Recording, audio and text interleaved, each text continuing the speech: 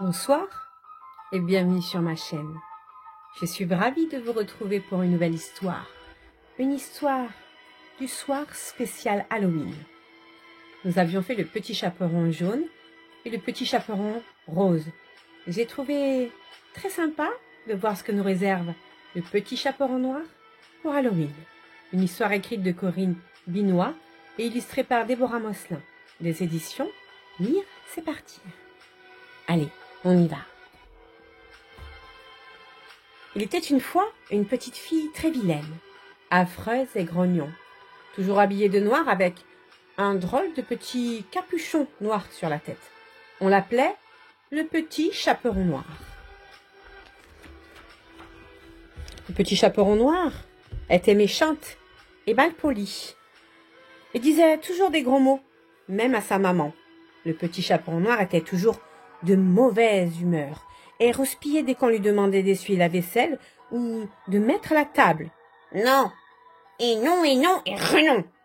Le petit chaperon noir était gourmande et voleuse, et elle entendait toujours d'être seule à la cuisine pour remplir ses poches des bonbons et des gâteaux que sa maman cachait dans le grand placard. Le petit chaperon noir était toujours sale et ne voulait jamais se coiffer ni se laver la figure, même quand elle avait des miettes et du chocolat sur les joues et le menton. Oui, vraiment, le petit chaperon noir était la plus épouvantable des petites filles qu'on ait jamais vues. Tout près de la maison où habitait le petit chaperon noir, il y avait une très très grande forêt, et dans cette forêt vivait le loup. Mais c'était un loup très malheureux.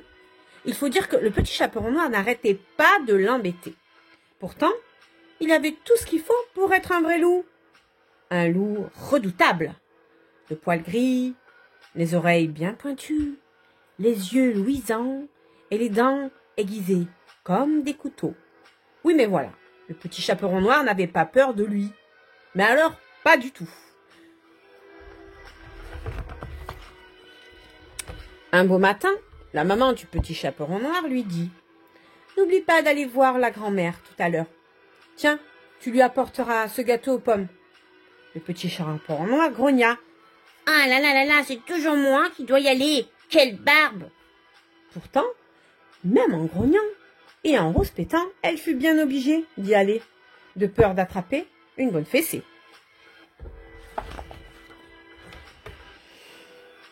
Pendant ce temps, dans une clairière bien tranquille, le loup était en train de digérer son déjeuner. Et quel déjeuner! Il avait tout simplement avalé 5 lapins tout entiers, et il se disait que la vie était vraiment délicieuse, quand le petit chaperon noir n'était pas là, bien sûr. Tout à coup, il sursauta. Il venait d'entendre quelque chose qui n'était pas le bruit du vent dans les arbres, ni le cri d'un oiseau. Non, non, c'était pire. Bien pire que tout ça, c'était la voix d'une petite fille, c'était le petit chaperon noir. « Horreur !» s'écria le loup. « Horreur ! Où me cacher ?» Et il se plongea dans les buissons le plus proche, la tête première. Il ne s'était pas trompé, c'était bien le petit chaperon noir qui arrivait sur le sentier et de la grande forêt.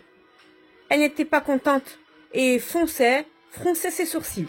Elle donnait de grands coups de pied dans les fleurs sur le chemin et elle criait « Oh, quelle barbe! Non, mais quelle barbe !»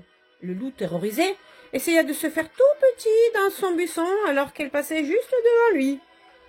Mais il avait avalé ses 5 lapins tellement vite et il avait tellement peur que, oups, un gros hoquet s'échappa.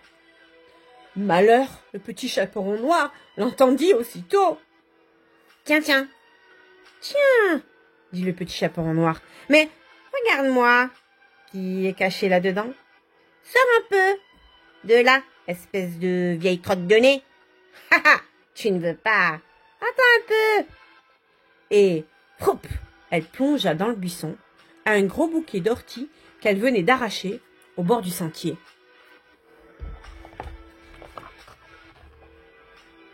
Le pauvre loup jaillit de son buisson comme un ressort, en se tenant la truffe à 2 pattes. Au feu, ça brûle. Puis, bing, il reçut sur la tête un gros caillou que le petit chaperon noir venait de lui envoyer au lance-pierre. Et pic, pic, pic, 3 fléchettes dans les fesses. Oi, oi, oi, aïe, aïe, aïe, criait le loup. Bien fait, chantait le chaperon noir en tapant des mains. Tu n'es qu'une vieille poubelle, une chaussette trouée, une crotte de fromage. Ouh, le vilain loup, ouh, qu'il est bête ou qu'il est moche. Le loup ne supportait pas qu'on se moque de lui. Lui, l'animal le plus méchant de toute la forêt. Lui, qui faisait peur à tout le monde. Enfin, presque tout le monde. Tout le monde sauf le petit chaperon noir. Il fondit en larmes et s'enfuit tout au fond des bois.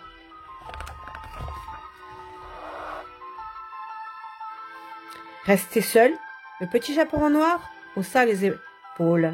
« Ah là là, décidément, ce loup n'est rien du tout, grogna-t-elle. Il pleure comme une fille. Bon, assez rigolé.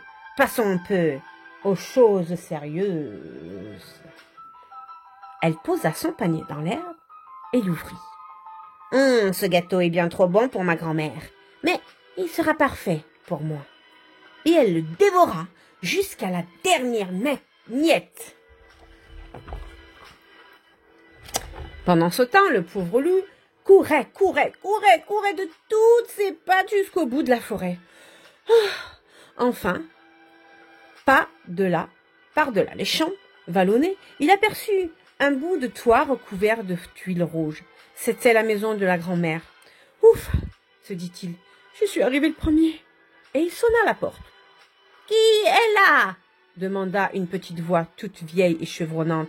« C'est moi, le loup. Vite, ouvrez-moi, grand-mère. »« Tu peux entrer.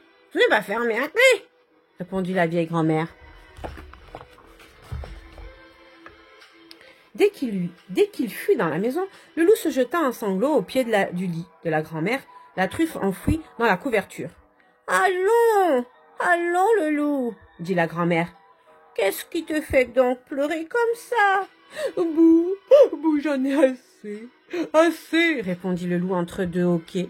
« C'est toujours le petit chaperon noir, cette affreuse gamine. Elle s'est encore moquée de moi. Elle m'a traité de tous les noms, même de vieille crotte de nez. Vous vous rendez compte? J'ai même eu droit aux orties sur la truffe, aux cailloux sur la tête et aux fléchettes dans les fesses. Ça ne peut plus durer. Elle fait de moi un loup ridicule. » « Oh, je sais, mon pauvre loup, » soupira la grand-mère. « Si tu savais tout ce qu'elle me fait à moi aussi. » Elle entre sans sonner, en donnant un grand coup de pied dans la porte. Elle me dit « Salut la vieille mémé, tiens, j'ai un bon gâteau pour toi dans mon panier. » Et elle vit toutes les miettes dans mon lit. « Oh, tu as raison, ça ne peut plus durer. Que pouvons-nous faire ?»« Être encore plus méchant qu'elle, » s'écria le loup. « À deux, on y arrivera. » La grand-mère secoua la tête. Elle avait une drôle de petit sourire. « Non, ça ne serait pas bien et ça ne la rendrait encore plus épouvantable. Oh, au contraire, soyons doux comme des agneaux et surtout faisons comme si elle était gentille. » Tout à coup, on entendit un gros boum dans la porte d'entrée et d'un petit coup de pied. Le petit chaperon noir entra et cria « Salut, espèce de vieille mémé !» Elle entendit, comme d'habitude, que sa grand-mère se mette à pleurer et lui dise « Comment tu me parles mal ?» Mais non, sa grand-mère la regardait en lui souriant. Un peu surprise, le petit chaperon noir tourna la tête et aperçut le loup, assis à côté du lit. « Tiens, tu es là déjà, toi? Vieux poisson pourri, vieux poisson pourri !»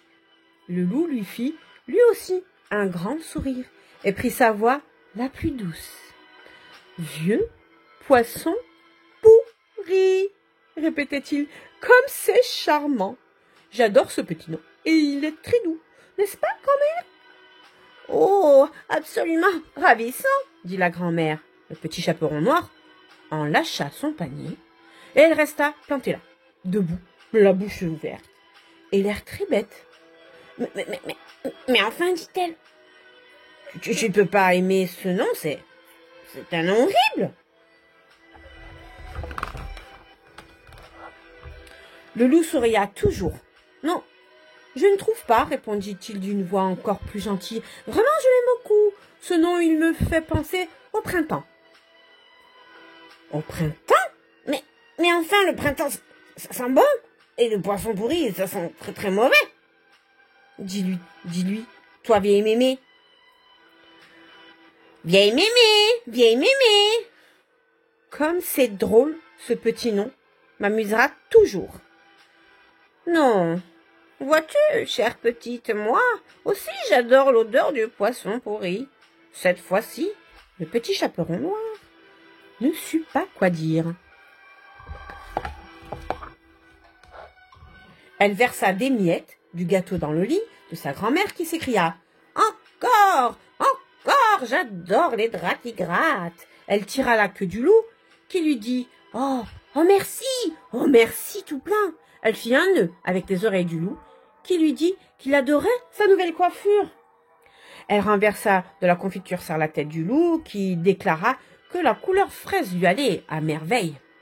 Elle déchira un rideau et sa grand-mère trouva que c'était beaucoup plus joli comme ça. Elle cassa un grand vase et sa grand-mère lui dit que, de toute façon, elle le trouvait bien vilain. Elle cassa un carreau de la fenêtre et grand-mère s'écria « Oh, quelle bonne idée, justement, j'avais trop chaud !» Au bout d'une heure, épuisée d'avoir essayé d'être la plus méchante du monde, le petit chaperon noir tomba assise par terre devant le loup et la grand-mère, qui souriait toujours. Elle se mit à pleurer. Le loup et la grand-mère ne la consolèrent pas. Bien sûr, ils sortirent de la maison sur la pointe des pieds et des pattes. Et ils allèrent faire une petite promenade en forêt pour la laisser pleurer tranquille. Quand ils revinrent, bouh, bouh, le parquet était balayé à fond. Le lit de la grand-mère était nettoyé et bien refait. Et le petit chaperon noir était en train de se recoudre le rideau. Bien entendu, le loup et la grand-mère ne dirent rien, absolument rien. Ils allèrent s'installer à la cuisine, prendre un thé et des petits gâteaux secs, ce qu'ils faisaient tous les jeudis. Depuis ce jour, le petit chaperon noir n'est plus méchante du tout. Et surtout, elle n'ose plus se moquer du loup. Car à présent qu'elle est devenue gentille, peut-être bien qu'il essaierait de l'attraper cette fois-ci pour lui croquer les fesses. Et voilà, j'espère que cette histoire vous a plu. N'oubliez pas de mettre un petit j'aime si ça vous a plu, de mettre la cloche pour recevoir toutes les nouveautés. Et surtout, la prochaine fois, je vous raconterai une deuxième histoire spéciale Halloween. Je vous dis bonne nuit et je vous fais des bisous. Bisous, bisous, à bientôt.